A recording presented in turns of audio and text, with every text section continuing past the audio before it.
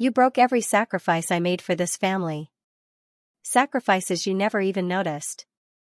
Daniel's lips trembled. He wanted to speak, but guilt tightened his throat.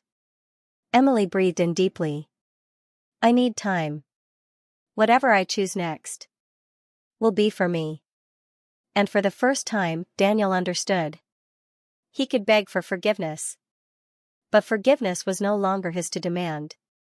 Healing begins. In the days that followed, Emily chose small acts of love for herself. 10 minutes of yoga. A page of a book. A quiet corner with a wooden desk, a small lamp, a notebook where she wrote her heart out. She didn't rush her decision. Didn't leave immediately. Didn't return immediately. She healed slowly. On her own terms. Daniel tried to change. Emily noticed. But she didn't let herself trust blindly. And one peaceful afternoon, while walking Noah through the park, sunlight touched her face. For the first time, she felt something gentle in her chest. Calm. Not joy. Not sorrow. Just peace. She didn't know what the future held. Whether she and Daniel would walk together again. Or part ways forever. But she knew one thing with absolute clarity. From now on, her life would no longer be built on sacrifice for others. It would be built on protecting herself. And loving Noah. The way she wished someone had loved her. She looked down at Noah, kissed his forehead, and smiled softly. And in that moment, Emily knew. Her healing journey had begun. Slow. Quiet. But real. And beautiful in its own way. Emily froze. Lily stepped forward, letting her perfume drift deliberately toward Emily. I'm not here to take anything, she said sweetly. I'm here to tell you to stop holding on to what isn't yours anymore. Emily bit her lips, tasting blood, but she didn't back away. Lily showed her photos, intimate ones, of her and Daniel together. Then she leaned closer, voice low and dangerous. You take Noah to the park every afternoon, right? Kids run fast, accidents happen. I would hate for something unfortunate to happen just because someone refused to sign divorce papers. Emily's blood turned to ice. She whispered sharply. Don't you dare touch my son. Lily smirked. Then make the right choice. For his sake. When the door closed, Emily collapsed against the wall, shaking. She wasn't just scared for herself anymore. She was terrified for Noah. Becoming strong again. That night, in the dark, Emily didn't cry because of Daniel. She cried for Noah. And for herself. A woman who had endured far too much. She wiped her tears, took a deep breath, and understood. She was no longer just a betrayed wife. She was a mother with everything to protect. And she would stand up. Not to save her marriage. But to save her son. And to save herself. The conversation that changed everything. One late night, after Noah slept, Emily sat across from Daniel in the quiet living room. Her voice was soft but steady. I don't know if I can forgive you. Daniel's hands trembled. Emily continued. I lost myself, Daniel. And what I need now isn't an apology. Tears filled Daniel's eyes. Emily. I know I hurt you. Let me fix this. I don't want to lose you or Noah. But Emily no longer looked at him as a wife. She looked at him as the man who broke her heart. Daniel, she whispered. You didn't just break my trust. Then she saw his car parked outside a small hotel down a dark alley. She walked toward it like a machine. The hotel door opened. Daniel stepped out. Behind him was a young woman with curled hair, red lips, wearing Daniel's blazer. 1 second. That was all it took. For Emily's heart to break. She stood under the dim light, rain soaking her clothes, eyes swollen red. Daniel froze. Emily didn't scream. Didn't collapse. Didn't fight. She simply whispered, voice cracking. Do you have any idea what I've sacrificed? Daniel stared at her in silence. Because maybe he knew. But he never understood. The torn soul. Days after discovering the affair, Emily lived like a ghost. She looked at baby Noah sleeping peacefully beside her and felt herself split in half. One part wanted to forgive.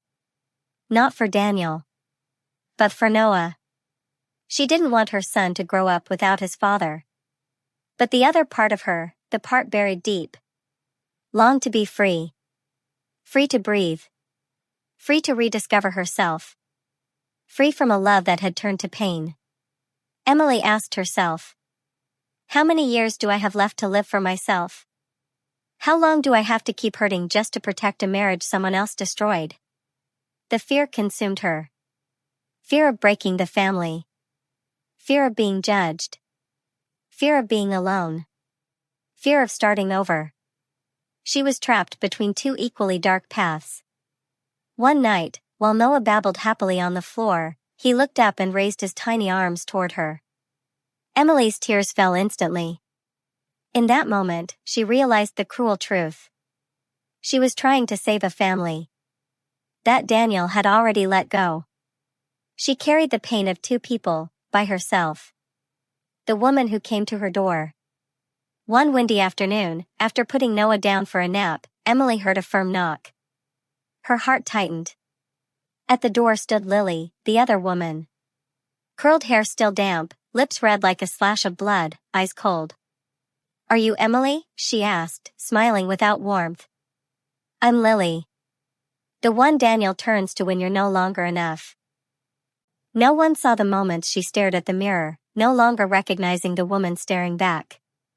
She never asked to be praised. She just wished someone would look her in the eyes and say, you've worked so hard. Just that. And it would have been enough. The first cracks. The change in Daniel started small, so small that if Emily hadn't lived beside him every day, she might have missed it. He came home later, blaming urgent projects. Emily believed him. She always had. Then he began carrying his phone everywhere, even into the bathroom. He'd never done that before. One night, while Emily was putting Noah to sleep, Daniel's phone lit up on the table. A message blinked. I miss you. Her heart froze.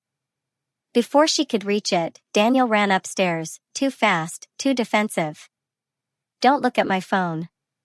It was the first time he had ever said that. And for the first time, Emily felt the air between them stretch into something cold and frightening. The signs she could no longer ignore. Daniel began wearing cologne she didn't buy. Sometimes the clothes she had washed carried a faint scent of perfume, one she didn't use. He returned home with his hair unusually neat, not like someone who'd had a long, exhausting day. He stopped asking if she was okay. Stopped noticing her pain. Stopped seeing her altogether. Emily convinced herself. Maybe he's stressed. Maybe work is overwhelming. I'm imagining things. But her heart knew the truth before her mind accepted it. The night everything shattered. One stormy evening, Daniel texted. Working late. Don't wait up. But when Emily called the company hours later, a coworker casually said, oh, Daniel didn't come in today. He took the day off. The world went silent. Her hands trembled so hard she almost dropped the phone. She somehow managed to leave Noah with her mother and drove into the night. Rain hammered the windshield. Her breath shook. Daniel smiled and stroked her hair. Of course. I'll take care of everything. Just dream. But Noah arrived, unexpected, joyful, and overwhelming. Her dreams went into a drawer along with her unfinished sketches. She always said, I'll continue once Noah gets older, but deep down she knew. She no longer had a minute for herself. The woman who disappeared. Her entire day belonged to her son. Morning feedings. Laundry during nap time. Rocking him when he woke. Rushing through half-eaten lunches. Bathing him at dusk. soothing him through the night. All day long, she didn't see herself. And no one else saw her either. Her postpartum body crushed her confidence. Her waist disappeared. Her legs swelled from standing too long. Stretch marks mapped across her belly like roads leading nowhere. One afternoon she tried on her favorite pre-wedding white dress. The zipper stopped halfway. She sat at the edge of the bed, dress tied around her torso, and cried without sound. Sometimes she whispered to the mirror, "Emily, where are you?" Daniel used to wrap his arms around her when she felt insecure. But as work consumed him, the hugs faded. Words of reassurance disappeared.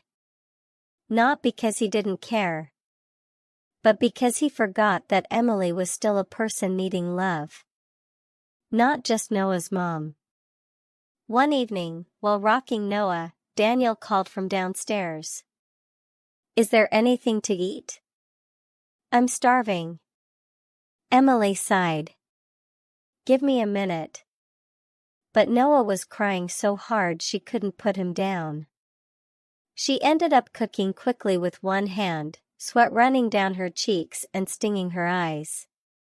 That night, after both Daniel and Noah were asleep, Emily sat on the floor in the dark, listening to her heartbeat pound painfully in her chest. She realized she hadn't just sacrificed time or youth. She had sacrificed herself. Her dreams. Her passions. Her identity. All tucked away for the peaceful sleep of a child too young to speak. No one saw the sleepless nights. No one saw the unfinished meals. Emily used to be the most beautiful girl in her neighborhood, fair skin, petite figure, and eyes that always carried a gentle smile. But pregnancy changed her body so fast she barely recognized herself. Deep red stretch marks crawled across her belly. Her arms and legs grew rounder. Her hair fell out in frightening clumps. After giving birth, she spiraled into postpartum stress. Night after night she stayed awake as baby Noah cried. She struggled to urinate, her back hurt so badly she could barely stand up straight. But every time she looked at her son, she bit her lip and pushed through. Daniel was busy. And the busier he got, the farther he drifted from her. Soon, Emily became accustomed to balancing Noah on one arm while stirring porridge with the other, dark circles under her eyes replacing any sign of the vibrant woman she once was. Yet she still loved her husband. She believed he loved her too. Until the day her world fell apart. The life she lost. The day she gave birth to Noah, her entire world shifted. Gone were the evenings of makeup and dresses. Gone were spontaneous movie dates and weekend trips. Her nights became a cycle of 2 to 3 a.m. crying, diapers, and relentless back pain. Many nights, Daniel slept soundly while Emily sat beside Noah's crib, hands trembling from exhaustion. She never woke Daniel. He had work the next day, and she wanted to lighten his burden. Some afternoons, she washed dishes while wearing the baby carrier, Noah's tiny movements sending shocks of pain down her spine. Her shoulders felt like wood from months of lifting and rocking him. Her hair loss grew so severe she swept strands off the floor every morning, each piece of hair feeling like a small part of her slipping away. Before motherhood, Emily had dreams. She wanted to study design, open a small studio for lookbooks and branding shoots. She once told Daniel, back when they were dating,